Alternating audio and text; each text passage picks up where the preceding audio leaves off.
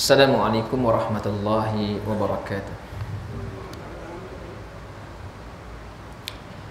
Sama-sama kita niat i'tikaf. Bismillahirrahmanirrahim. Nawaitul i'tikaf fi hadzal masjid sunnatan lillahi ta'ala. Al-Fatihah. A'udzu billahi minasyaitonir rajim. Bismillahirrahmanirrahim. Alhamdulillahi rabbil alamin. Ar-Rahmanir Rahim. Maliki yaumiddin. Iyyaka na'budu wa iyyaka nasta'in. Ihdinas siratal mustaqim. Siratal ladzina an'amta 'alaihim ghairil maghdubi 'alaihim waladdallin. Amin. Alhamdulillah. Alhamdulillahi rabbil alamin. Wassalatu wassalamu ala asyrafil anbiya'i wal mursalin wa ala alihi wa ashabihi ajma'in. Allahumma salli salatan kamilah wa sallim salaman tamman ala sayyidina Muhammadin alladzi tanhallu bihil uqad wa tanfariju bihil kurab wa tuqda bihil hawaij wa tunalu bihil raghaib wa husnul khawatim wa yustasqal ghamamu biwajhihil karim wa ala alihi wa sahbihi fi kulli lamhatin wa nafasin bi'adadi kulli ma'lumin lak. Subhanaka la ilma lana illa ma 'allamtana innaka antal alimul hakim. Rabbi shrah lana sudurana wa yassir lana umurana wahlul 'uqdatam min lisanina yafqahu qawlana. Rabbi yassir wa la tu'assir ya karim. A'udzu bi'izzatillah wa qudratihi min syarri ma ajidu wa uhazir. Amma ba'd. Bahagia Tuan Imam, Tuan Bilal, Tuan pengurusi masjid, jawatan puasa, tuan-tuan, puan-puan, muslimin, muslimat, rahimakumullah. Alhamdulillah. Syukur pada Allah Subhanahu wa taala menghampiri kita dengan bulan Ramadan. Beberapa hari lagi lah, ya, lebih kurang seminggu je lagi. Jangka Selasa depan. Ya. Jangkalah. Jadi maknanya tinggal seminggu lagi. Dan kita berdoa supaya Allah sampaikan kita dengan bulan Ramadan. Allahumma balighna fi syahri Ramadan, ya. Sampailah kami ni sikit ni lagi dah. Ya. Sikit sangat lagi dah. Kalau orang Pahang kata copoi dah. Sikit dia lagi, ya. Yang sikit ni lah yang bahayanya. Ya. Yang sikit ni bahaya. Jadi kita minta ya Allah bagilah peluang lagi sekali dah, sekali lagi. Tahun depan minta sekali lagi. Ya, tahun ni minta sekali lagi lah, bagilah sampai ke bulan Ramadan, ya, yang tinggal seminggu ni, ya. Sebab apa? Sebab kita nak ambil peluang lagi lah. Bulan Ramadan kali ni nak sungguh-sungguh ni, ya. Kali ni nak buat sungguh-sungguh. Apa saja peluang pahala Allah bagi, kita nak ambil. Kalau sebelum ni kita lebih pada tarawih je, ya. Tarawih je kita buat, tahun ni nak lebih lagi. Tarawih itu teruskan, ya, Quran pula tambah lagi. Kalau sebelum ni tarawih dengan Quran tu dah biasa buat, tahun ni nak tambah lain lagi, ya. Nak qiyamul lail pula. Sebelum ni qiyamul lail adalah sekali dua kali. Tahun ni masjid anjur seminggu 10 hari terakhir tu penuh. Penuh. Tak buat sendiri, buat kat masjid. Ya, tu nak. Maknanya nak lebih pada tahun lepas. Jangan kurang pada tahun lepas. Kalau kurang pada tahun lepas, tahun depan minta Allah belum tentu makbul lagi. Tuan-tuan, Allah tak makbul ke? Ya. Jadi maknanya kita nak kali ni kita nak apa? Nak ambil peluang ni, bagilah sekali lagi ya Allah. Ya. Dan antara kelebihan, ya, antara perkara yang kita boleh dapat pahala gandaan. Bulan Ramadan ni pahala dia kita dapat. Bila kita puasa kita dapat pahala. Tapi ada peluang kita puasa dapat pahala puasa tapi dapat berganda-ganda. Banyak gandaan dia. Ya. Iaitu dengan cara apa? Dengan cara kita bagi makan orang yang berbuka puasa. Salah satu cara dia. Ya. Nabi kata man fatara as-saim, ya, kana lahu ajr. Siapa yang bagi makan orang berpuasa, ya, siapa yang bagi makan orang yang berpuasa, Allah bagi pahala macam orang puasa tu. Ya. Kita pahala kita dah dapat. kemudian kita sediakan makanan, bagi pula orang berpuasa tu berbuka dengan makanan kita, dia dapat pahala puasa tadi, kita dapat pahala dia tu sama banyak. Nabi kata tak dikurang walaupun sedikit pun. Jadi dapat double. Jadi itu kalau seorang, kalau 2 orang, kalau 10 orang, kita puasa kita dapat 10 gandaan lagi. Itu peluang. Jadi kalau mak-mak ya, muslimat, orang perempuan yang sentiasa menyediakan juadah berbuka, jangan merungut. Rasakan kali ni orang perempuan dia puasa dapat pahala dia, lepas tu dapat lagi pahala suami, dapat lagi pahala anak yang berpuasa ya. Kalau jiran sebelah puasa, bagi juga ulu jiran punya pun kita dapat pahala, banyak yang dapat pahala. Jadi peluang yang ada ni cuba buat ya. Dan juga tuan-tuan, kalaulah manalah tahu kan, kadang-kadang kita ni orang Melayu ni ya, bila nak berbuka tu saling tukar menu. Orang ni bagi sikit, yang ni bagi ni pula, pulang balik ya, bagi. Kalaulah kita dapat juadah yang diberi oleh jiran kepada sesiapa, ambillah juadah itu sebagai pembuka kita berbuka. Ya? Ambil, sebab apa? Kita sama-sama. Jadi kita berbuka dengan juadah dia dapat pahala kita. Dia pula berbuka dengan juadah kita, kita pula dapat pahala dia. Kan cantik tu. Masing-masing semua ganda. Janganlah pula buat trik pula. Nanti dia dapat pahala lebih, aku kurang, tak nak makan dia punya. Tak jadilah. Ya. Jadi kita sama-sama. Kita nak supaya kita ni masing-masing kita ni pahalanya banyak. Ya, Ramadan ni semua dapat pahala yang berganda-ganda, yang lebih baik daripada tahun-tahun dahulu. Itu dia. Ya, insya-Allah kita cuba. Ya. Baik, kita sambung dalam kitab akhlak seorang muslim ni ya, dalam bab jujur. Sebelum ni dulu kita baca, minggu dulu kita baca bagaimana Nabi SAW paling tak suka kalau orang yang cakap bohong. Ingat lagi tak? Orang cakap bohong ni. Ya. Cakap bohong memang Nabi tak suka. Ya, perkara-perkara lain, buat benda-benda yang tak berapa cantik, okey lagi. Ya, kedekut okey lagi. Tapi kalau cakap bohong, memang Nabi sangat tak suka. Ya. Baik. Pada zaman dahulu, orang-orang soleh saling bertemu dalam majlis-majlis ilmu. Ya. Para ulama, para wali, dia berjumpa dalam majlis-majlis, duduk dalam satu majlis ilmu, ya, bercakap, berbincang ataupun saling bertukar-tukar fikiran, duduk jumpa.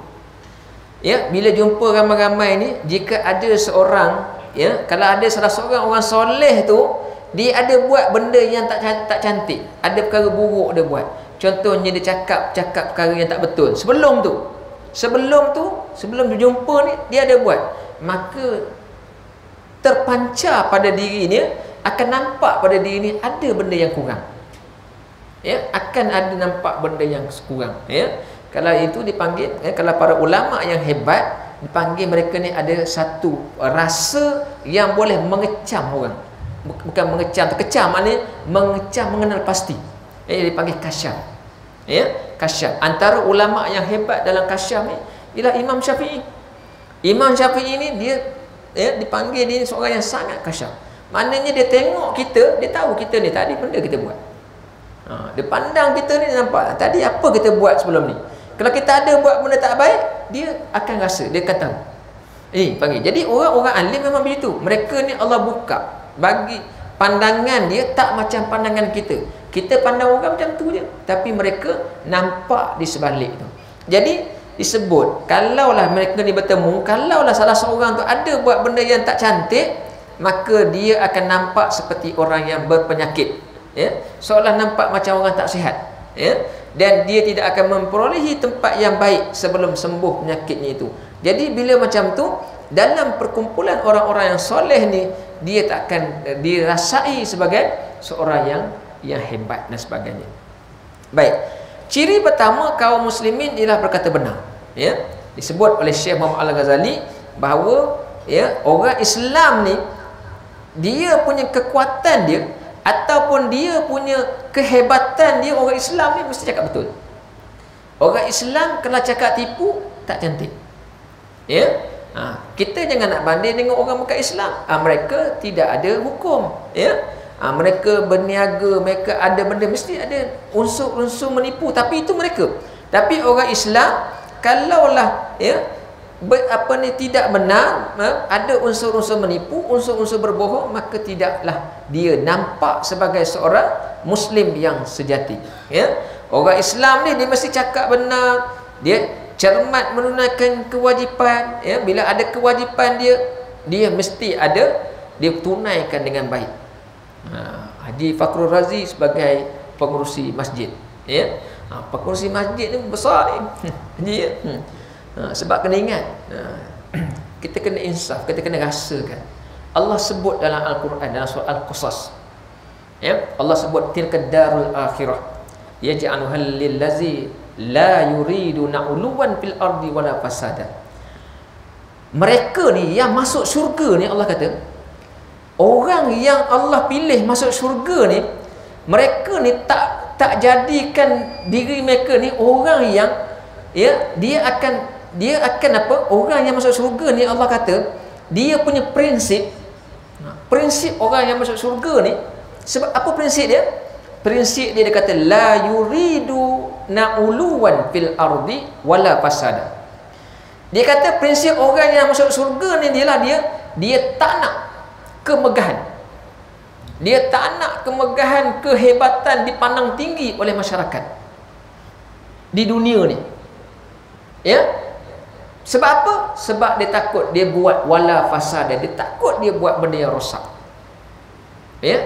Orang yang masuk surga, kenapa dia boleh masuk surga? Allah kata sebab prinsip dia tak nak buat, dia tak nak dilihat sebagai orang yang hebat, tak nak orang pandang sanjung tinggi dia, tak nak orang letak kedudukan dia tinggi. Sebab apa? Sebab dia takut buat kerosakan. Ya, maknanya kalau kita memegang sesuatu jawatan, jangan rasa tinggi, jangan rasa kita ni hebat. Kalau begitu tak layak masuk syurga. Ya. Sebab apa? Sebab kita takut nanti dengan kita rasa hebat, kita takut kita yang menyebabkan kerosakan dalam masyarakat. Jadi itu benda ni kena ingat, ya. Tetapi bukan kata tak boleh pegang tugas. Tugas ni amanah. Nak tak nak kena pegang. Nak tak nak kena pegang, tapi kena hati-hati dengan kita memegang, kita tidak menjadikan kerosakan berlaku dengan apa organisasi yang kita pegang. Itu, ya. Jadi begitulah. Ya, jadi orang Islam ni selain berkata benar, dia mestilah dia bila ada kewajipan yang dia kena pikul, dia kena buat, dia tunaikan. Dia buat sebaik mungkin. Dia buat dengan cara yang paling baik. Ya, buat dengan cara paling baik dan berbicara dengan tegas. Bercakap tu memang perkataan yang nampak ada ketegasan dan kebenaran. Bukan tegas benda yang tak betul, ya. Tegas atas kebenaran. Benda yang salah tegas, benda yang betul pun tegas, teruskan, ya. Tidak goyah dengan apa-apa unsur yang boleh menyebabkan berlakunya kerosakan. Orang munafik akan terputus hubungan agamanya. Tapi kalau orang munafik pula, orang munafik ni siapa? Orang munafik ni orang yang nampak Islam. Dia solat sama dengan kita, dia puasa sama dengan kita. Ni munafik, ya, beramal. Orang munafik ni dari segi amalan beramal, ya, beramal, tetapi Allah tidak pandang amalan dia. Solat, puasa, haji pergi, umrah pergi, sedekah buat, tapi amalannya tidak dipandang oleh Allah. Sebab apa? Dikategorikan sebagai munafik. Siapa dah munafik tadi? Antaranya yang bercakap bohong. Yang bercakap ni sentiasa termerang je ke orang. Bercakap ni benda yang, ya, bercakap dia temberang, ya. Kalau berjanji dia khianat, tak patuh, tak ikut pun. Cakap je, nak buat tapi tak buat. Ya. Jadi itu antara orang munafik ni, maka dia akan terputus dengan agama. Apa makna terputus? Maknanya dia buatlah apa-apa pun amal, dia buatlah apa-apa pun kebaikan, ya, tidak ada ertinya, ya. Orang munafik ni dia tak rasa diri dia munafik, ya, dia tak rasa diri munafik. Kita tengok zaman Nabi SAW, dia tak ngaku, dia tak kata dia bukan munafik. Abdullah bin Ubay tu, dia ada geng dia, ramai geng dia. Ramai yang orang yang sealiran pemikiran dengan dia. Ya, dia bukan seorang. Dia ramai yang sama fikrah dia ataupun pemikiran yang seumpama dia. Ya, apa umpama dia? Pemikirannya logik. Ya, dia lebih kepada logik daripada ketaatan kepada Allah dan Rasul. Ini munafik. Dia logik je. Kalau pada pandangan dia tak boleh pakai, tak boleh.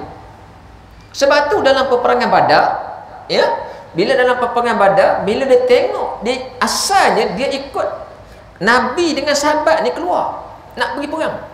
Sama keluar dah ni, dah pergi dah. Dah bersiap, sama-sama bersiap, sama-sama menyediakan kelengkapan, sama-sama menyediakan bekalan, sama-sama keluar. Dah berjalan.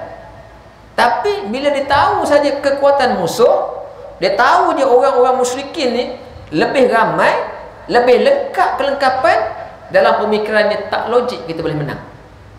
Tak mungkin kita boleh menang. Sedangkan yang dia bawa ni bersama dia siapa? Nabi SAW. Nabi sudah meniupkan semangat pada sahabat, ya, innallaha ma'ana, Allah bersama kita ni, tak terus pergi, ya, Allah bersama kita, jangan takut. Tapi logik dia tak.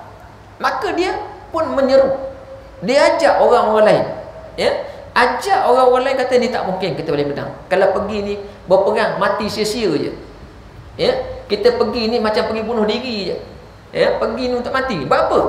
Patah baliklah. Kalau Muhammad nak pergi, biar dia pergi sendiri lah, biar dia nak mati sendiri, kan? Ramai yang terpedaya, ya, ramai yang terpedaya. Lebih daripada separuh yang patah balik, lebih daripada separuh, ya, tinggal beberapa orang saja. Ni sebab apa? Sebab dia logik. Dia bukan kepatuhan kepada Allah, bukan kepatuhan kepada Rasul. Sebab itu dia buat masjid, ya, dia bina masjid, cantik bina masjid, dia solat dalam masjid, dia buat apa ibadah pun, maka dia tidak ada, sebab hubungan dia dengan agama telah terputus, ya. Jika seorang itu mengaku dia masih beragama, maka dia sebenarnya adalah pura-pura. Salah satu akhlak buruk ialah cakap bohong. Sifat tersebut akan merosakkan jiwa.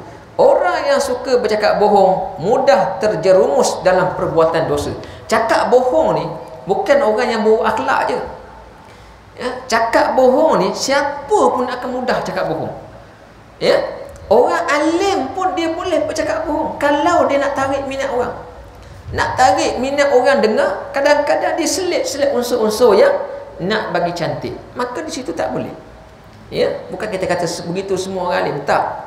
Jadi maknanya kena tengok, ya.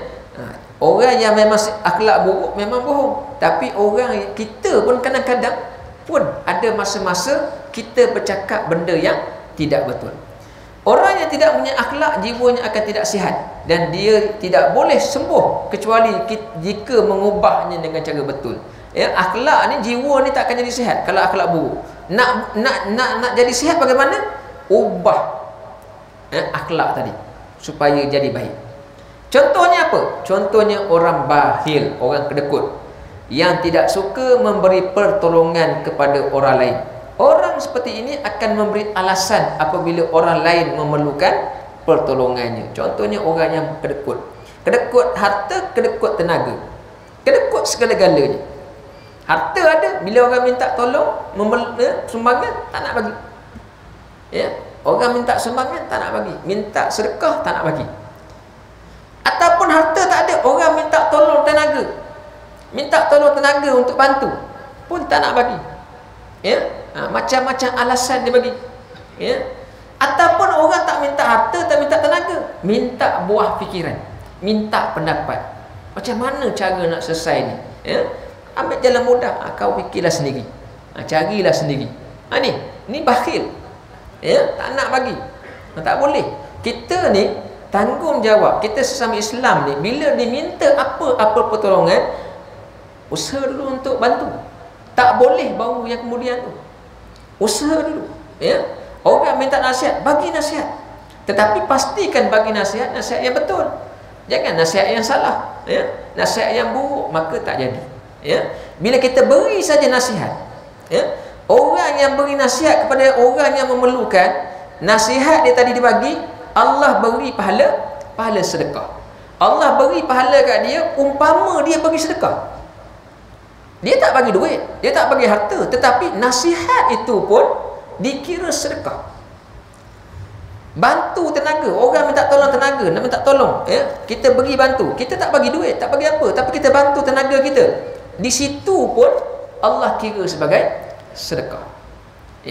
Apa saja yang kita bagi, bukan sekadar harta, yang kita bagi sumbangan untuk masyarakat, Allah bagi kira sebagai sedekah. Itu dia. Sedekah ni bukan nak mesti duit banyak. Bukan semestinya kita ada harta yang melimpah ruah ataupun ada lebihan harta. Yang kita ada, yang apa yang ada pada diri kita ni pun sudah dikira sebagai sedekah. Akal yang kita cerdas ni, kita ada akal yang baik, bagi nasihat, maka juga dikira sedekah. Ada ilmu kita ni sampai ke orang pun Allah beri pahala sedekah. Kita ada ilmu, tuan-tuan ada ilmu, mesti semua orang ada kelebihan dia. Ilmu ni bukan semesti ilmu agama saja. Ilmu apa? Ilmu bertukang pun ilmu. Pandai bertukang, tunjuk orang cara bertukang, cara nak gergaji, macam mana cara nak gaji. Orang tu pandai bergergaji, maka dapat pahala. Kan semua orang pandai gergaji kayu. Saya tak pandai gaji. Kalau saya gaji mesti tak lurus semuanya. Sampai bengkok mata gergaji tu. Bukan kita tak biasa. Tu dia. Tapi tuan-tuan mungkin di situ kehebatan. Sabda Nabi, Nabi kata apa? Yataba'ul mu'minu 'alal khalali kulliha illa al-khiyanah wal kazib. Tabiat seorang beriman ada terkena kekurangan apa saja kecuali khianat dan dusta. Orang beriman, Nabi kata, kita ni lah, kategori orang beriman ni mesti ada benda yang kurang. Kita mesti ada kurang. Apa dia? Malas, mesti ada. Ada sombong kita, ego kita, ada. Kita akan ada semua penyakit-penyakit ataupun benda-benda yang buruk ni ada kat diri kita. Sombong kita ada. Tapi Nabi kata semua tu tidak akan menjejaskan keimanan seseorang. Ada rasa tadi, kita kedekut, rasa kedekut, ada barang kita tak nak bagi orang, kedekut. Itu tidak menjejaskan keimanan. Itu adalah sifat buruk yang ada, tapi tidak menjejaskan iman seseorang. Tetapi ada dua perkara ni tidak dinamakan dia beriman. Apa dia? Khianat dan juga bohong. Kalau ada dua perkara ni, kita khianat dengan apa yang kita ada, yang kita diamanahkan, dan juga kita ni cakap suka bohong, maka di sini tidak ada keimanan. Yang lain tak ada masalah. Yang lain tu dikira dosa. Tapi kena perbaiki, jangan diteruskan. Tapi Nabi kata yang lain tu masih lagi ada keimanan pada diri kita. Tapi kalau ada dua perkara ni, maka dia tidak dikira sebagai beriman. Berat tu tuan-tuan. Kadang-kadang kita bercakap, kita bergurau kan, kita bersembang dengan kawan-kawan, kita bercakap, nak bagi gelak, nak bagi orang suka, kita pun selit cerita-cerita yang tak betul. Jadi bahaya. Pada suatu masa Rasulullah SAW pernah ditanya. Nabi ditanya oleh sahabat, ayakunul mu'minu jabbanan? Qala na'am. Wahai Rasulullah, adakah seorang mukmin boleh menjadi penakut? Boleh tak orang mukmin ni jadi penakut? Dia beriman tapi dia penakut. Takut. Bagi dia jawab apa? Ya. Boleh. Maknanya orang beriman, mukmin, walaupun dia kategori mukmin, tapi dia ada sifat tu, rasa penakut tu ada. Nak takut ni macam-macam, bukan setakat takut pergi berperang. Takut pergi berperang tu satu hal lain. Ni takut nampak orang buat benda tak baik, kita nak tegur, takut nak tegur. Takut nak tegur orang. Nampak benda-benda yang tak kena, kita tak berani nak tegur. Ini. Kemudian sahabat tanya lagi, apakah seorang mukmin mungkin menjadi kikir, menjadi kedekut? Boleh tak orang mukmin ni dia boleh jadi kedekut? Nabi jawab, ya, boleh. Kemudian Nabi tanya lagi, apakah seorang mukmin boleh jadi pendusta? Boleh tak orang mukmin dia gelar mukmin tapi dia bohong? Nabi jawab, tak. Tak ada. Bohong tak? Bohong bukan mukmin. Tadi Nabi kata penakut, kedekut masih lagi dikira mukmin. Tapi kalau bohong, maka dia bukan mukmin. Hadis riwayat Imam Malik. Jawapan Rasulullah itu menunjukkan bahawa sebenarnya kelemahan dan kekurangan ada pada seseorang mukmin. Kita ni orang mukmin mesti ada kekurangan kita, ya. Setiap kita ni ada sesuatu yang menjadi kelemahan kita, ya. Tetapi kita dapat mengatasi dengan cara yang telah ditetapkan oleh agama. Kelemahan-kelemahan itu boleh, ya. Boleh diatasi dengan cara apa? Dengan cara kita menambahkan ibadah. Dengan cara apa? Kita buang sedikit demi sedikit. Tetapi sifat bohong berlaku semakin meluas, ia sangat berbahaya dan akan berdosa orang yang suka bercakap bohong. Tapi bab bohong dia tidak ada ampun, tidak ada maaf, ya.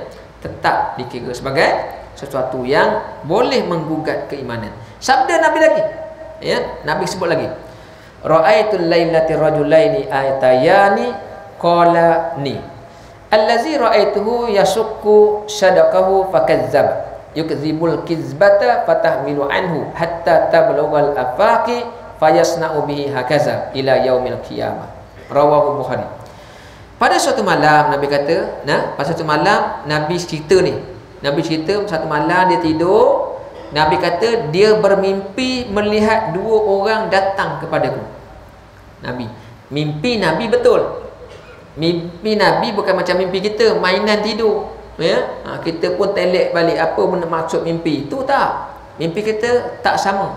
Mimpi Nabi, apa yang nampak itu dia adalah betul, ya. Sebab antara perkara yang menjadi apa yang dibawa sebagai wahyu juga dalam mimpi, ya. Mimpi juga boleh jadi penerimaan wahyu.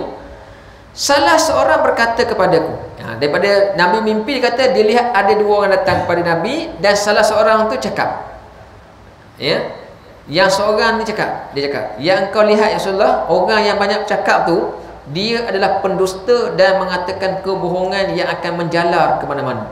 Orang ni bagi tahu Rasulullah, ya Rasulullah, ya, kamu tengok nanti, kalau tengok di dunia ni, kamu tengok siapa-siapa sahabat ke siapa saja ataupun orang yang selepas kamu, kalau dia tu banyak bercakap, ya, yang dia bercakap tu akan ada benda-benda yang bohong, akan ada benda-benda yang dusta, ya. Dan bila dia banyak begitu, akan datang nanti orang yang berbohong ni akan jadi satu benda yang biasa. Dia akan menjalar, dia akan jadi merebak. Kita kata sekarang ni viral. Itu sekarang ni, kan? Apa dia Nabi gambar tadi? Dia akan menjalar ke mana-mana. Apa yang orang disebut bohong ni, dia akan menjalar pergi. Kita sekarang tak panggil menjalar, kita panggil apa? Viral. Benda-benda bohong biasa sekali, ya. Benda yang tak sahih merebak dengan cepat. Bila merebak dengan cepat, orang cepat percaya. Orang dah percaya tu, barulah tahu benda tu tak betul. 1000 orang percaya, ya, benda yang tak betul, yang tahu benda tu tak betul tinggal berapa? 100 orang je. 900 orang tetap percaya benda tu betul, kan? Jadi ya, dalam mimpi ni Nabi telah diberitahu bahawa kamu akan tengok nanti, ya, orang yang bercakap bohong ni, dan bohong dia tu akan menjalar mengata-kata pergi ke mana-mana. Dengan kebohongannya itu dia memikul dosanya sehingga hari kiamat. Apa yang kita viral yang bohong pada hari ini, Allah akan pikulkan pada hari kiamat.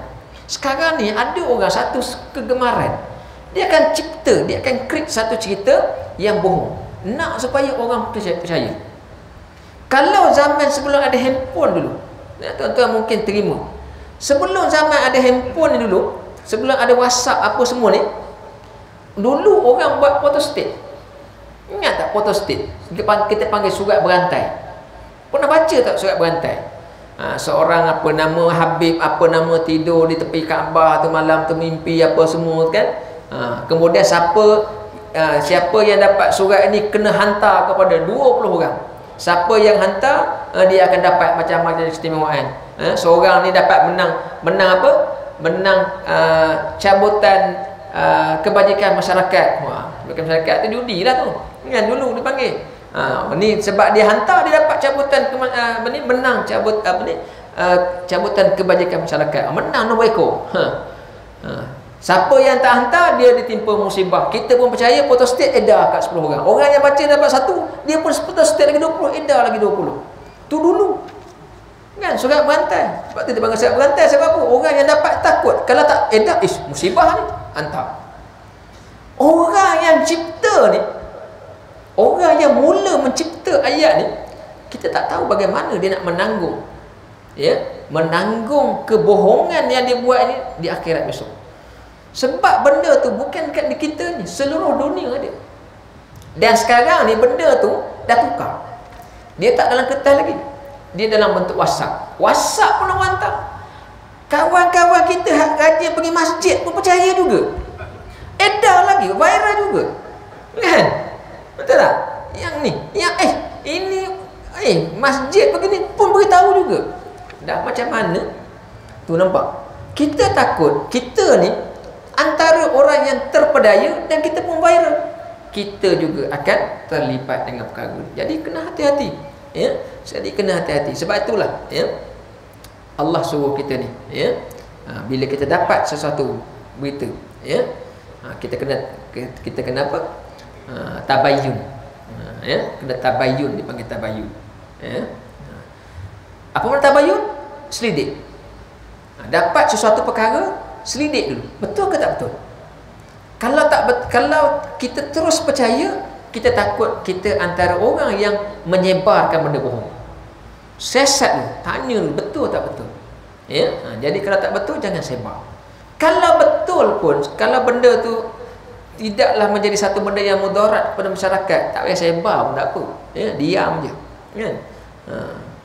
Jadi tu kena hati-hati. Baik, maksud hadis ialah antara lain, ya, kebanyakan pemimpin sekarang ni, ya, ini bukan sekarang, ya, sebelum ni pun kebanyakan pemimpin dia bercakap bohong terhadap rakyat kerana mereka memang banyak bercakap, ya. Antara yang boleh ditafsirkan bahawa dalam mimpi itu Nabi beritahu ada nasihat kepada dia oleh seseorang, katakan nanti ada orang yang suka banyak cakap, tapi cakap dia itu tidaklah cakap yang benar, banyak berbohong. Jadi kalau kita nak kaitkan, ya, Syekh Muhammad Ghazali kata yang paling banyak cakap sekarang siapa?